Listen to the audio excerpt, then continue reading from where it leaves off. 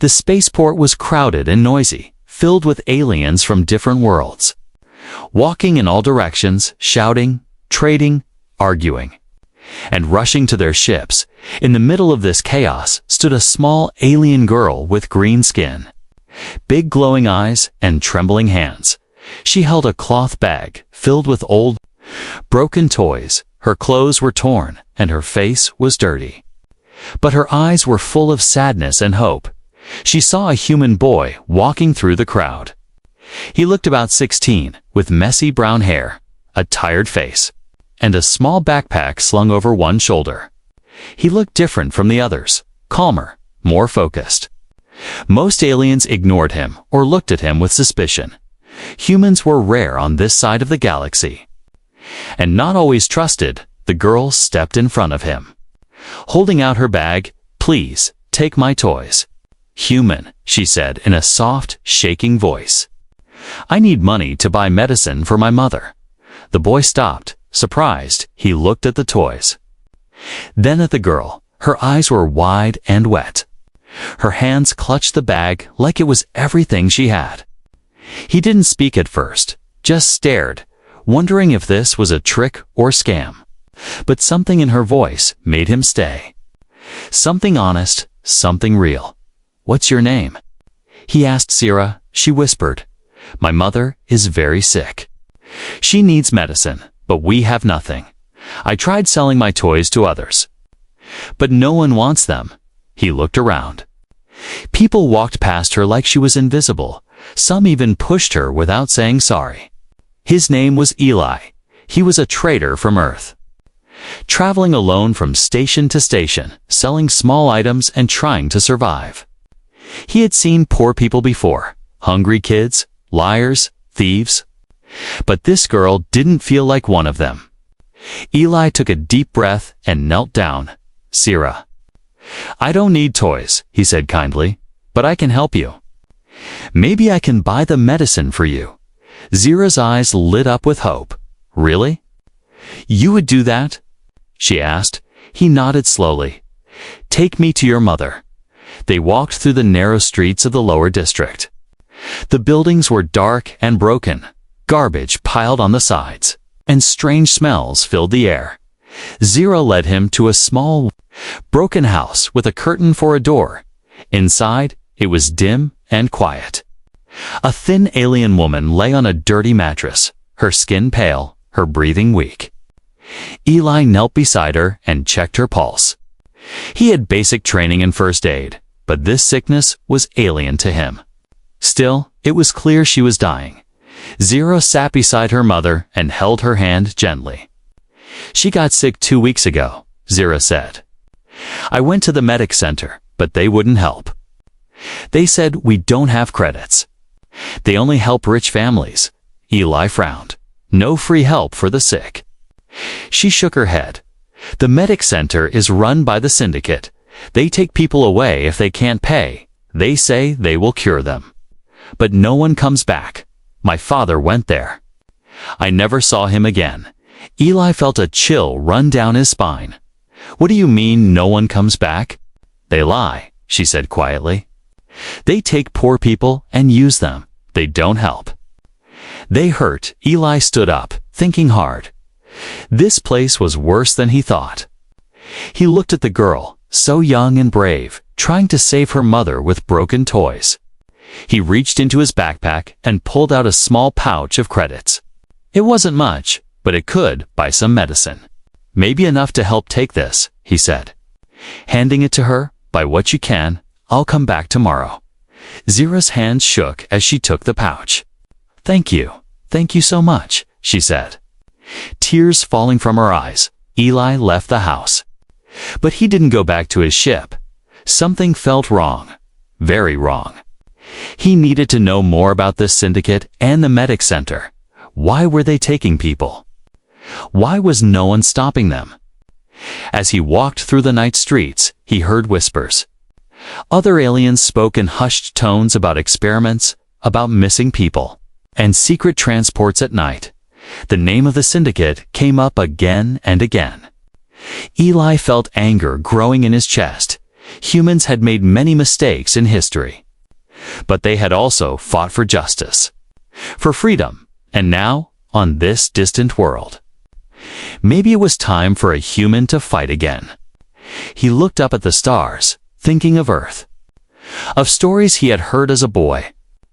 Stories of heroes. He didn't feel like a hero, just a tired traveler, but Zero believed in him, and sometimes, one person's belief was enough to start something big. The night was cold and danger was near, but Eli had made a choice. He was going to help the girl, her mother, and maybe stop something terrible and somewhere deep in the shadows. A camera turned and focused on him. Watching, recording, the syndicate knew his face now. *0 woke up early, the streets still quiet. Her mother was breathing weakly, her chest rising slowly. The little medicine she had bought helped a little, but not enough. Time was running out. She looked at the door, hoping the human boy would come back like he promised. She didn't have to wait long. Just after sunrise, Eli appeared. Carrying a small bag, he looked tired, but serious. His eyes moved quickly, scanning the street before stepping inside. "I brought some more medicine," he said, handing her the bag, "but I need to know more, Zero. What exactly is the syndicate doing at that medic center?" Zero looked nervous. "You won't believe me," she whispered. "No one ever does." "Try me," Eli replied. Sitting down beside her, Zero took a deep breath. "When my father got sick, he went to the center. They told us not to worry. They said he would get treatment. But he never came home. I waited for days, then weeks." Eli listened carefully. His fingers tapped lightly on his leg, thinking. "Then others in my street got sick," she continued. "All of them poor, all of them taken, and none returned. Some people say the syndicate is using them to test things. Like weapons or machines, they pretend to help. But they're stealing lives." Eli leaned forward. "Do you know where they take them?" "Underground," Zero whispered. "There's a hidden door in the back of the center. I saw it once, late at night. Big trucks go in, full of sick people. But they never come out again." Eli's jaw clenched. This wasn't just about one sick mother anymore. Something darker was going on. He stood up, pacing. "You said your father was taken," Eli said. "Do you think he's still alive?" Zero looked at her mother, then shook her head. "I don't know. But I dream about him. I feel like he's close." Like he's waiting, Eli turned to the window. Watching syndicate patrols roll by, black suits, helmets, glowing eyes. Machines instead of hearts, he made a decision. "I need to see that place for myself." Zero grabbed his arm. "It's dangerous. They catch people who ask questions. I'm not like the others here," Eli said. "I'm human. We don't give up. Not when someone needs help." Zero stared at him. Surprised by his strength, no one had ever spoken like that to her before. Her people were used to staying quiet, hiding, obeying, but this boy was different. "I'll go with you," she said suddenly. Eli turned. "No. It's too risky, but I know the way. I know the streets, the shadows," she said, standing up. "You'll get lost without me." He hesitated, then nodded. "All right, but stay close." That night, they moved through the city like ghosts, slipping between alleys, avoiding cameras and drones. Zero led Eli to the back of the medic center, where a large steel door stood hidden behind a rusted gate. A syndicate guard stood nearby, silent, unmoving. Eli took out a small device from his bag. "EMP pulse," he said. "It'll knock out his scanner for 10 seconds. He pressed the button, and the guard froze in place. Zero opened the gate quickly. They slipped inside and closed it behind them. They were now in a dark hallway. With metal floors and blinking red lights, the air was cold, and the walls hummed with quiet electricity. Eli pulled out a flashlight. "Stay low, move fast," he whispered. They passed several doors, all locked, but one door had scratches near the handle. Like someone had tried to escape. What's behind that one? Eli asked. Zira shook her head. I don't know. But I've heard screams from this hallway, suddenly. A low voice echoed through the walls. Test subject 9 unstable. Begin containment. Eli and Zira froze. Then came a loud crash, metal bending, alarms blaring. Run, Eli said. Grabbing her hand, they ran down a side corridor. Lights flashing red above them, voices shouted. Boots thundered on the floor, but they stayed ahead. They ducked into a storage room and locked the door. Eli leaned against the wall, breathing hard. That was close, he said. Too close. Zero looked around and pointed. There's a map. On the wall was a digital layout of the underground lab. Several zones were marked containment, treatment, testing, and something called transfer hold. Transfer hold, Eli said softly. That must be where they keep the people before there. Taken, he took a picture of the map with his device. We're coming back here, Zira, he said. Not just for your mother, but for everyone they've stolen. Zira's eyes were wide. Her heart pounding. She had never felt this kind of fire before.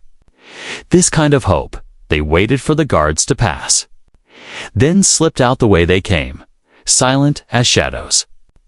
When they reached her house again, the city was quiet, but their world had changed. Zira's mother was still sleeping. But now there was a chance, a real chance. Eli looked at the stars through the window. Whatever the syndicate is hiding, I'm going to find it, he said.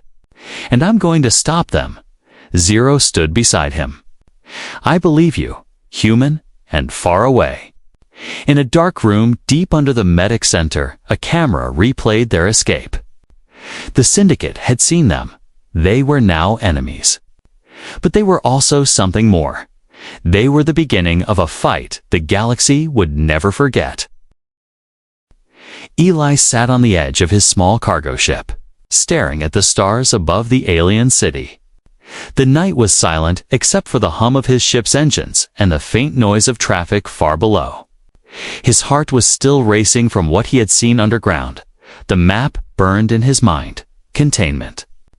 Testing, transfer hold, words that felt like chains. He pulled out his tablet and opened a blank page. His hand shook as he started writing everything he had seen. He had learned long ago that evidence mattered. Stories were easy to ignore, but proof was harder to erase. Still, his mind kept returning to one face, Iris. Her wide eyes, her trembling hands, her courage even when she was scared. He had come to this planet only to trade. He had no family here, no reason to fight.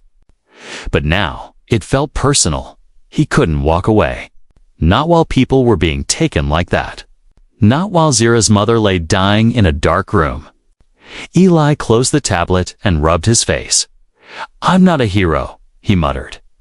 I'm just a kid with a ship, but deep down he felt a fire growing. A stubbornness that had always been part of humans. The same spark that had made his ancestors explore the stars. Build nations and stand up to tyrants. A soft knock came at the door of his ship. He jumped and reached for his small blaster, but then he heard the familiar voice. It's me. He opened the door and found Zira standing there. Wrapped in a thin cloak, her eyes looked tired but determined. You shouldn't be here, Eli said quickly. The syndicate will be watching you. They're already watching me, she whispered. Stepping inside, I can't sleep. My mother keeps getting worse. And I know we don't have much time. She looked at him with a kind of desperate hope. You said humans don't give up, so don't give up on us. Eli swallowed hard. He saw himself reflected in her big, glowing eyes small. Scared, but unwilling to run? I won't, he said. I promise. She sat down on a crate while Eli opened the map he had saved. Here, he pointed.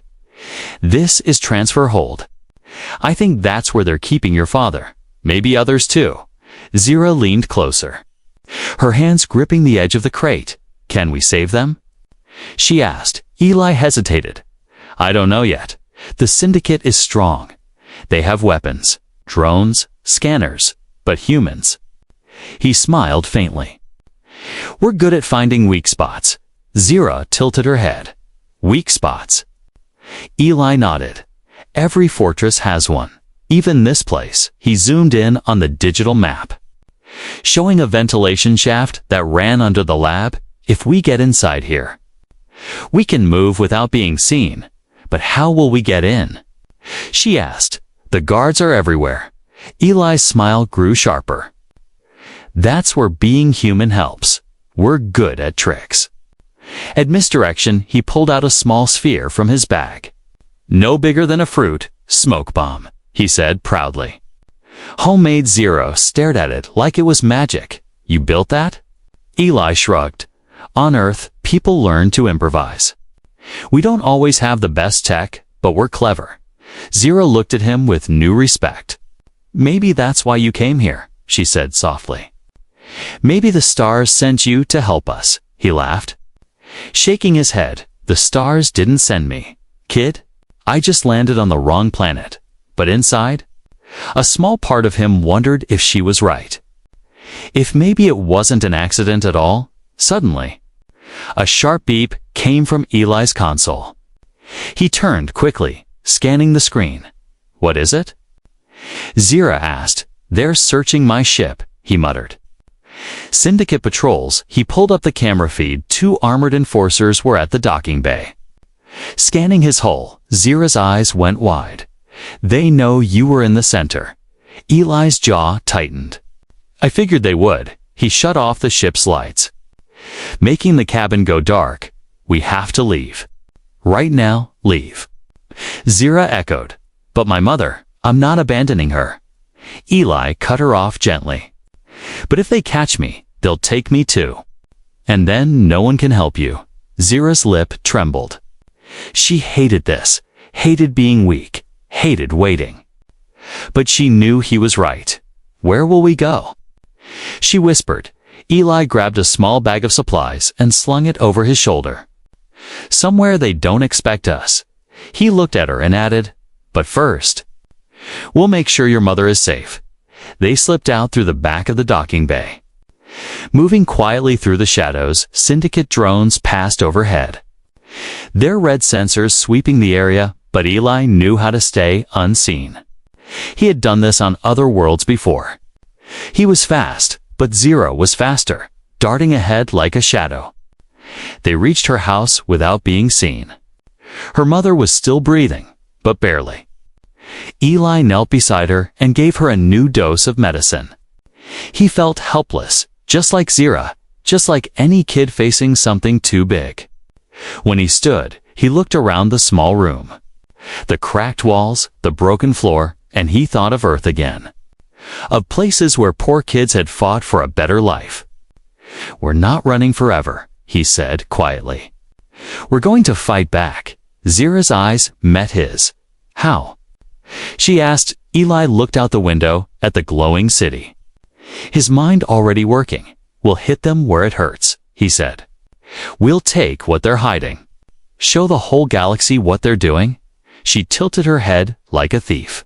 He smiled faintly. Like a human, and in the darkness, far away.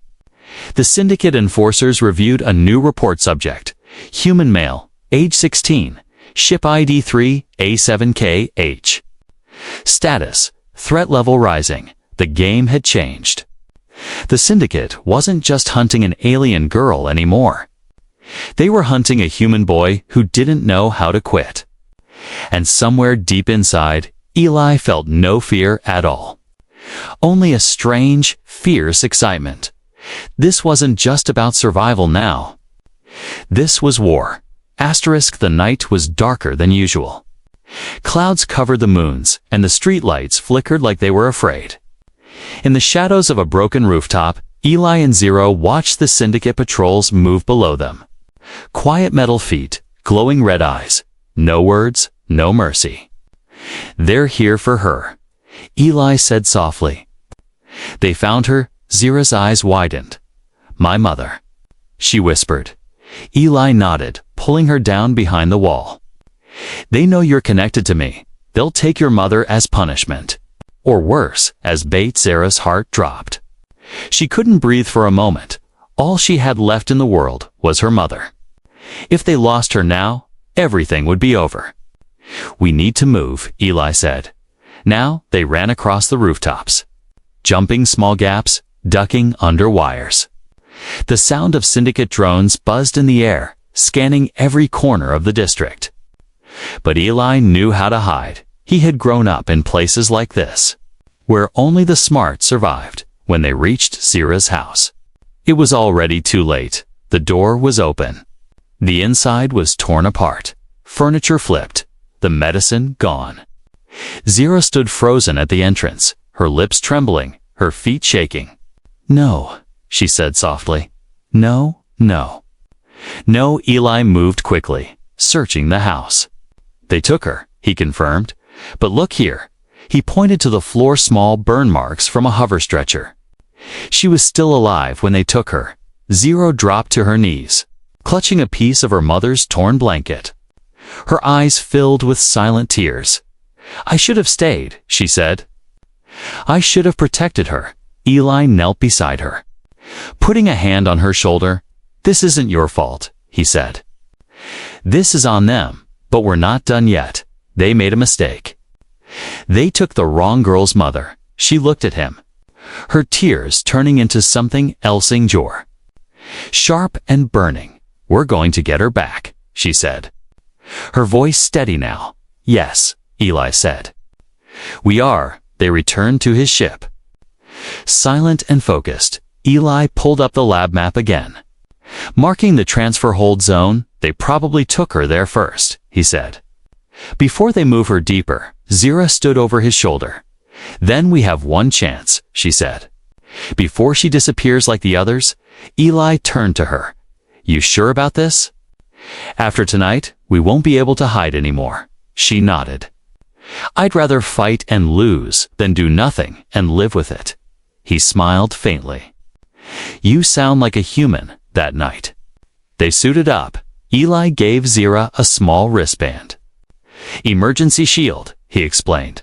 "Only lasts 10 seconds. But it might save your life." Zara held it like it was gold. "What about you?" she asked. "I've got tricks," Eli said, tapping his belt. "Lots of them." They traveled through the underground tunnels, using the old maintenance paths that hadn't been used in years. The walls were covered in mold and rust, but it was safer than the streets at one point.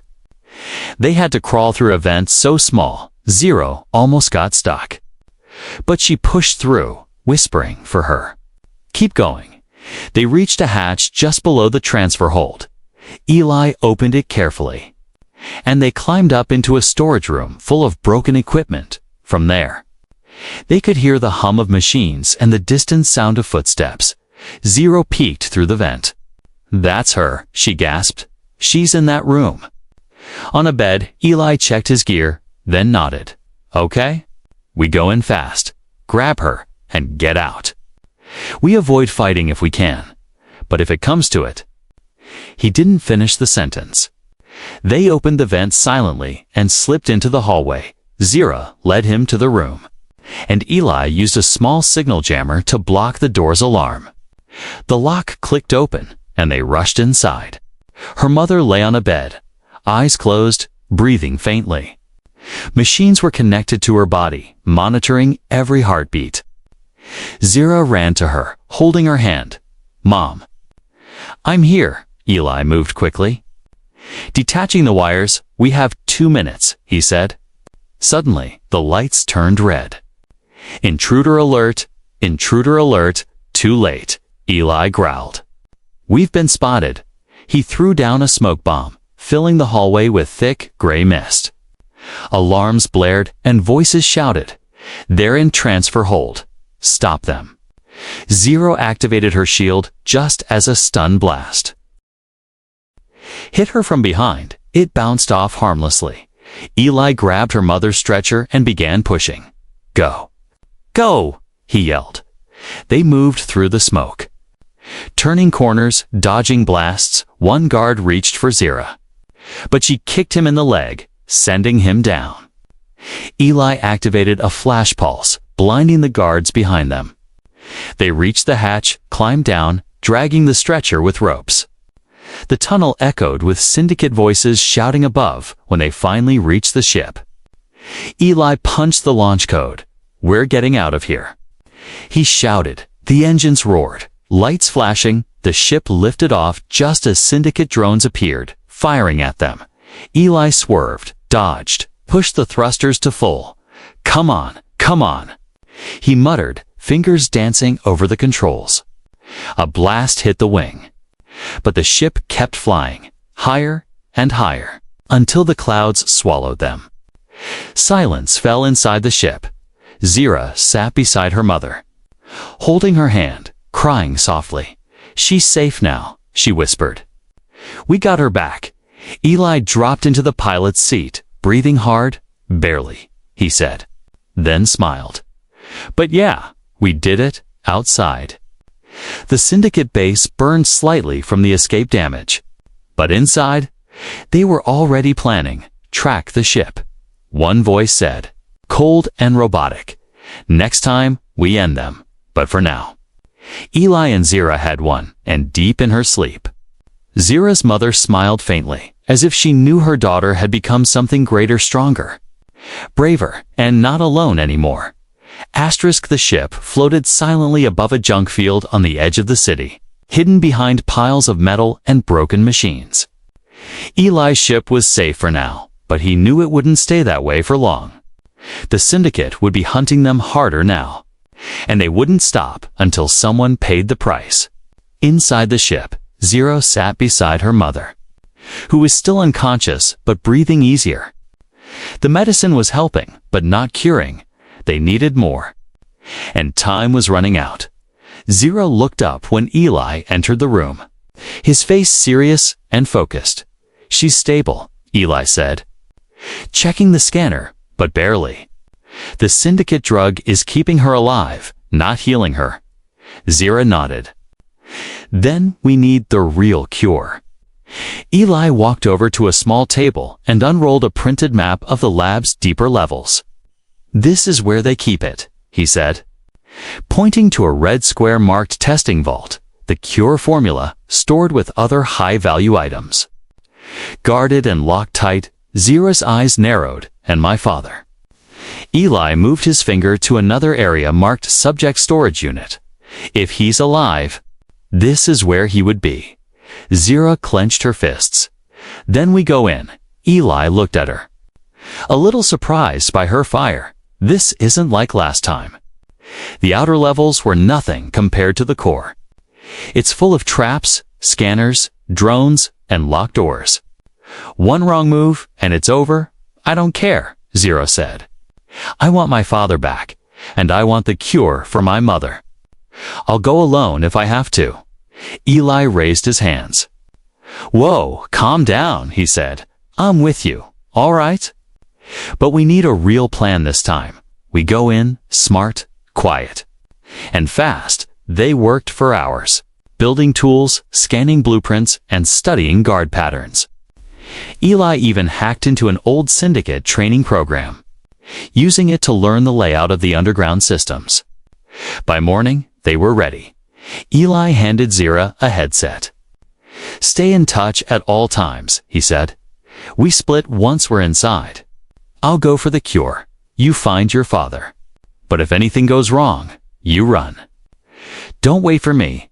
Zira put the headset on. "If you get caught, I'm not leaving you behind." He smiled faintly. Stubborn, just like a human. That night, they moved through the lower tunnels of the city, past broken wires, rusted pipes, and echoing silence. Finally, they reached the hidden entrance to the lab core. It was disguised as an old maintenance shaft, but Eli had decoded the lock. He pressed the override chip into the panel, and the door hissed open. They slipped inside and moved down the corridor. Lights dim, walls smooth and cold. The silence here was different, heavier. Like something was waiting, watching. "We're in," Eli whispered through the headset. Zero replied, "Copy. I see a stairwell." "I'm going down." Eli turned left. Heading toward the vault, his heart pounded. Every footstep sounding louder than it should, he passed labs full of glowing tanks. Machines humming, shadows moving behind glass. When he reached the vault door, he placed a hacking device on the panel. Come on, he muttered. Meanwhile, Zero crept past a guard station using Eli's smoke pellet to block the camera view. She followed signs marked biosubject holding and reached a room with rows of glass chambers. Inside each chamber was an alien moving. Eyes closed, tubes connected to their bodies. Her voice trembled. "I think I found them," Eli answered. "Check the tags."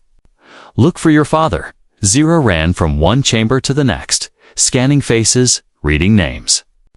Her hands stopped at one chamber. Her knees buckled.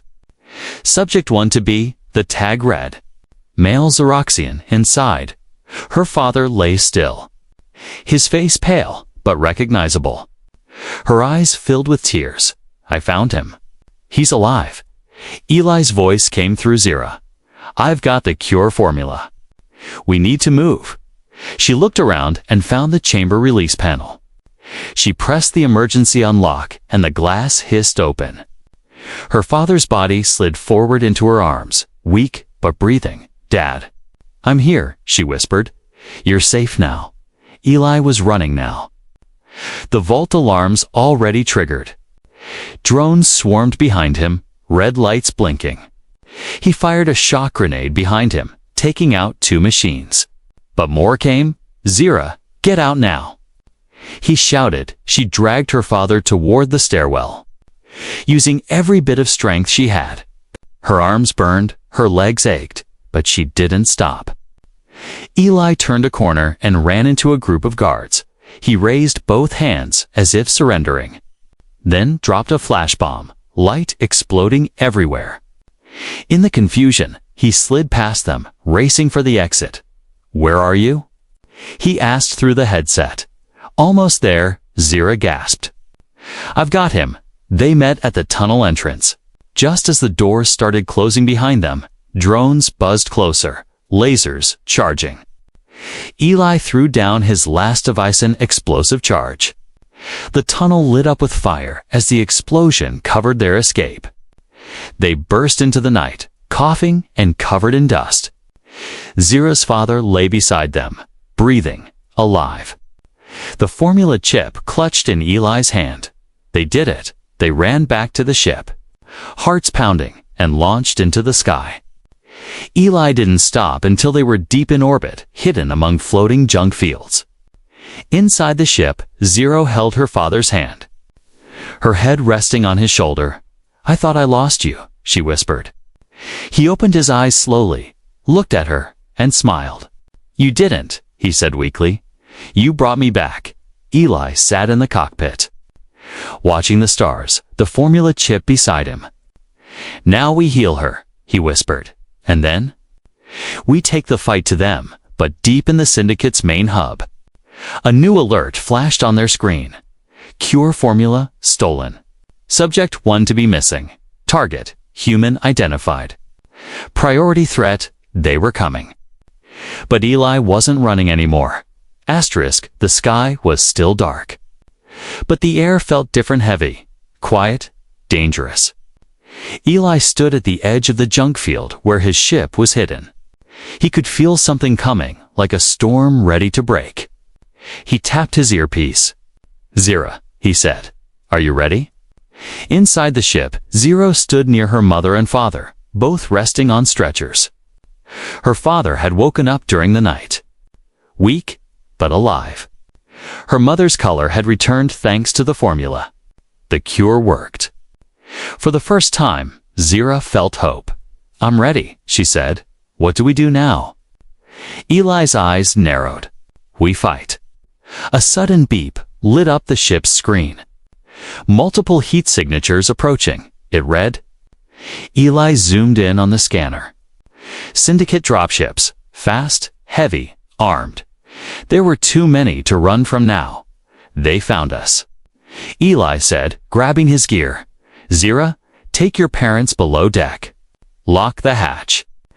No matter what happens, don't open it until I come back. But Zira started to protest.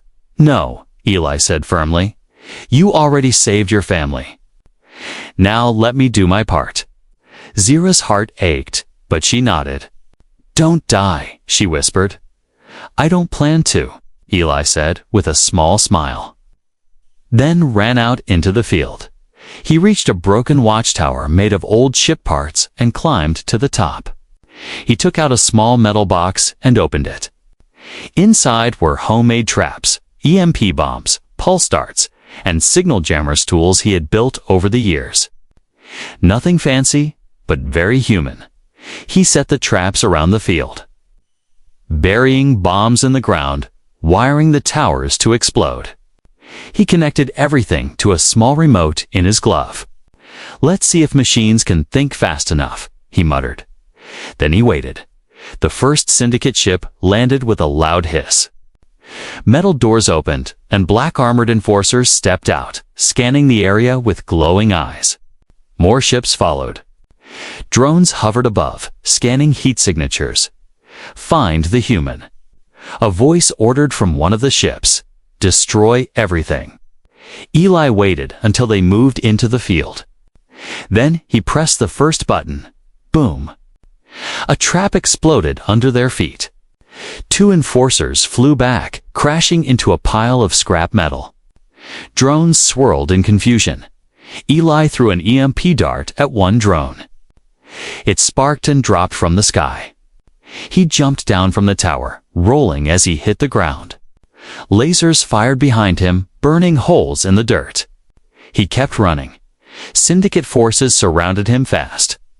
But Eli was faster. He knew the field better. He had walked every inch of it.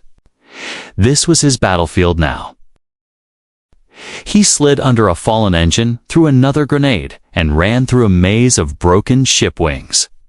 Explosions lit up the sky behind him. One enforcer caught him by the arm. Eli twisted and hit the back of the machine's neck with an electric rod. Sparks flew, and the enforcer dropped. Another reached for him. Eli smiled and whispered, "Boom," pressing the next button. A tower beside them exploded, sending debris into the air. The fire and smoke blinded the machines. But Eli ran through it like he had done it 100 times. Inside the ship, Zira heard the blasts and covered her ears. Her parents stirred, but she stayed by the hatch, her hand gripping the handle. "Come back," she whispered. "Please." Outside, Eli was cornered now. 10 enforcers surrounded him. No traps left. No bombs. His legs were shaking. His hands bloody. But his eyes were still sharp. You wanted to see what a human can do. He growled, "Fine. Watch." He grabbed a pipe from the ground and ran straight at them. He moved like fire. Fast. Wild. He hit hard. Dodged quickly, never giving them time to react. He wasn't stronger or faster or smarter.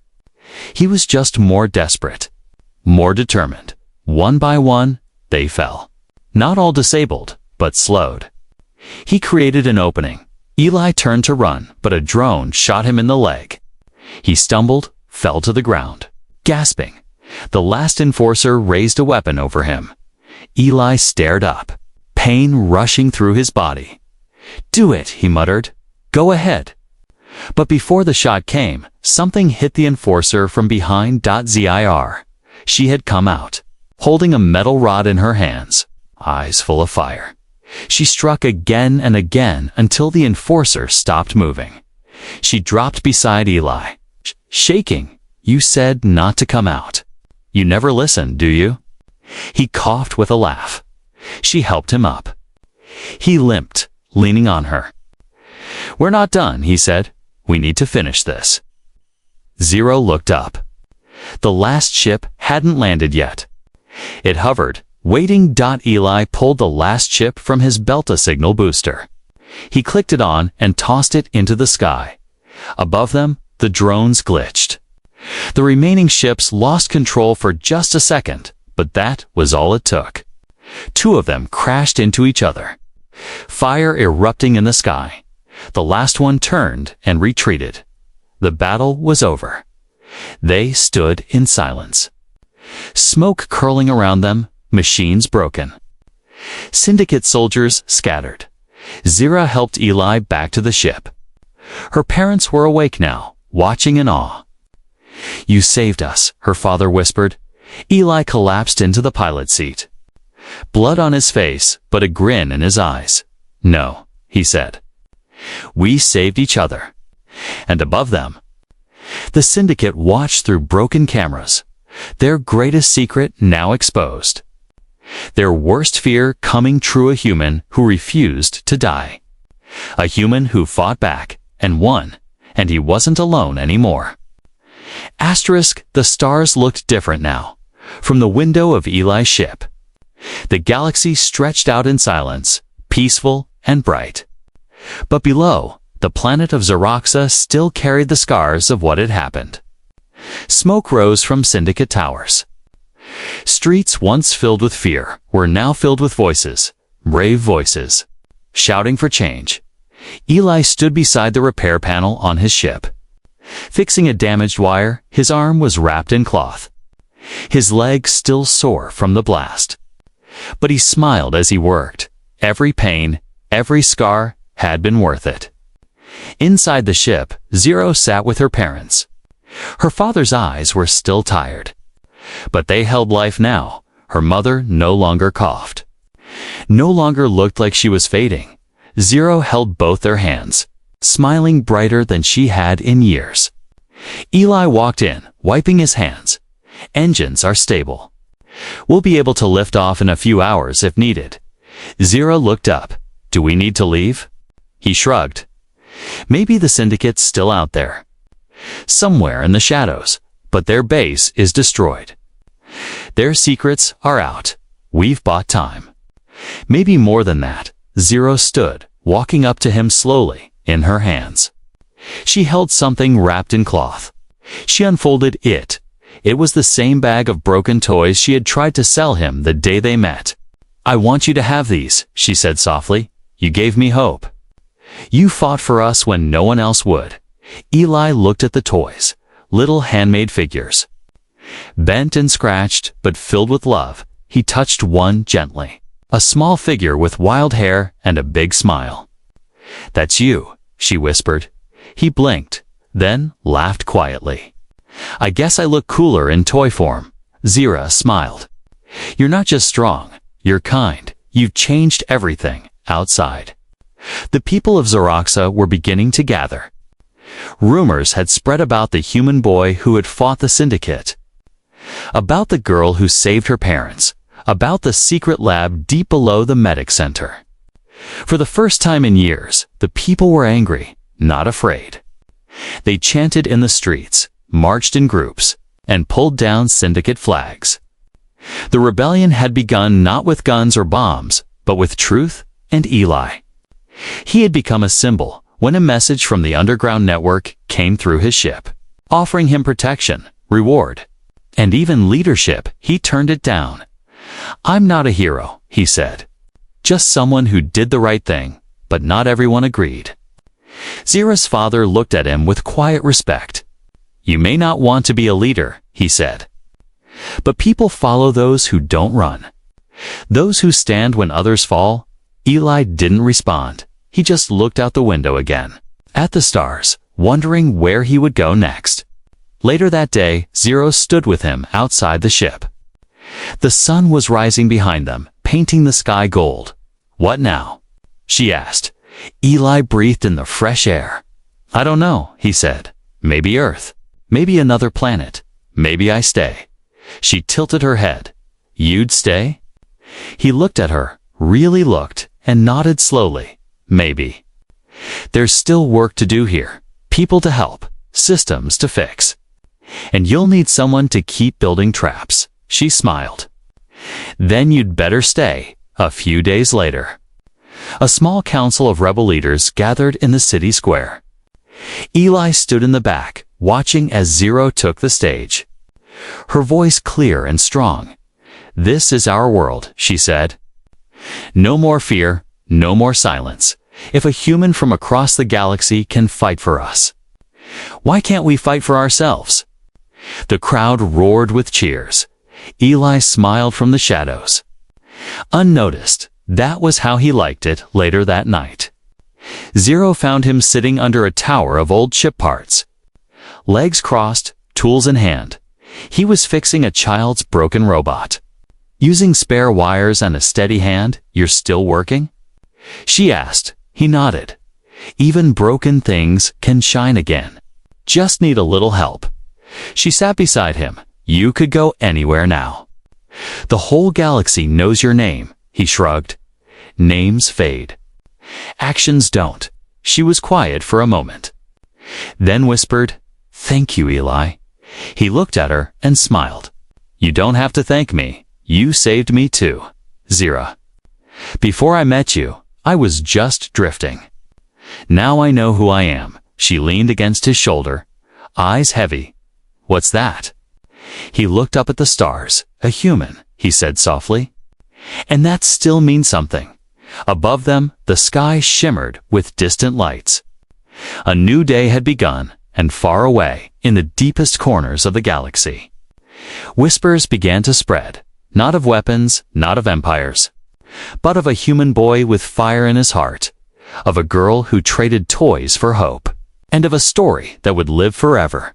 Because sometimes, the smallest hands start the biggest changes. And sometimes the quietest heroes shine the brightest. The stars had heard their voices, and they would never forget, not ever.